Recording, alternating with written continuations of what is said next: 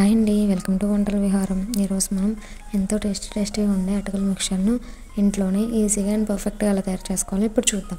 అందుకోసమని చెప్పి ముందుగా ఒక బౌల్ తీసుకొని అందులోకి 2 కప్స్ వరకు అటుకులను తీసుకోవాలి.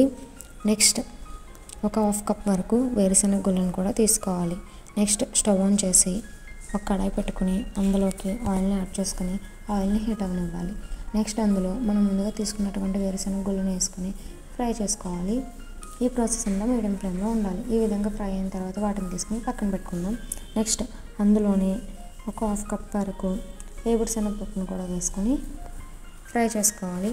మరీ ఎక్కువసేపు ఫ్రై చేయాల్సిన అవసరం లేదు, కొంచెం కలర్ చేంజ్ అయ్యేంత వరకు ఫ్రై చేసుకుంటే సరిపోతుంది. నెక్స్ట్ వీటిని కూడా తీసి పక్కన పెట్టాలి.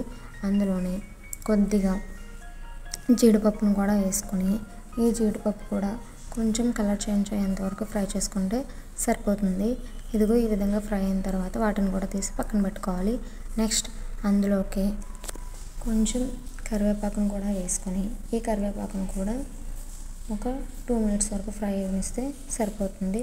నెక్స్ట్ అందులో మనం ముందుగా తీసుకున్నటువంటి అటుకులను కూడా వేసుకొని ఒక 2 మినిట్స్ ఫ్రై చేసుకోవాలి. ఎక్కువసేపు ఫ్రై చేసుకుంటే క్రిస్పీగా అయిపోతాయి. ఈ విధంగా ఫ్రై చేసుకున్న తర్వాత వీటన్నిటిని సపరేట్గా ఒక బౌల్లోకి తీసుకుని పక్కన పెట్టుకోవాలి. ఇప్పుడు మనం అందులోకి మసాలాను ప్రిపేర్ చేసుకుందాం. 1 టేబుల్ స్పూన్ వరకు జీలకర్ర, టేస్ట్కి సరిపడా సాల్ట్, అండ్ అలాగే అందులో 1 టేబుల్ స్పూన్ వరకు కారం, 1 టేబుల్ స్పూన్ జీలకర్ర పొడి, అండ్ అలాగే 1 టేబుల్ స్పూన్ ధనియాల పొడి కూడా వేసుకోవాలి. నెక్స్ట్ అందులో 2 or 3 టేబుల్ స్పూన్స్ వరకు షుగర్ని యాడ్ చేసుకోవాలి. మీ టేస్ట్కి తగ్గట్టు షుగర్ని యాడ్ చేసుకోండి.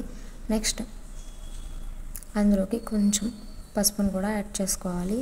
వీటన్నిటిని మిక్సీ పట్టుకుంటే మసాలా అనేది ప్రిపేర్ అయిపోతుంది. ఈ మసాలాను మనం ముందుగా ఫ్రై చేసుకున్నటువంటి అటుకుల్లోకి వేసుకొని వాటిలో ఈ మసాలాని మిక్స్ చేసుకుంటూ మొత్తం కలిసేలాగా బాగా కలుపుకోవాలి.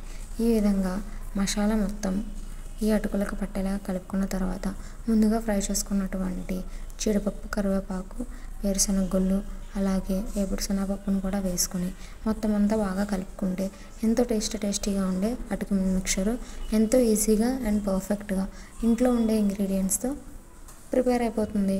ఎక్కడన్నా బయటకు ట్రిప్కి వెళ్ళాలి అనుకున్నప్పుడు కానీ, లేకపోతే పిల్లలకి స్నాక్స్ కింద పెట్టాలన్నా మంచి ఈవినింగ్ స్నాక్స్ ఐటమ్ అనేది ప్రిపేర్ అయిపోయింది. Thanks for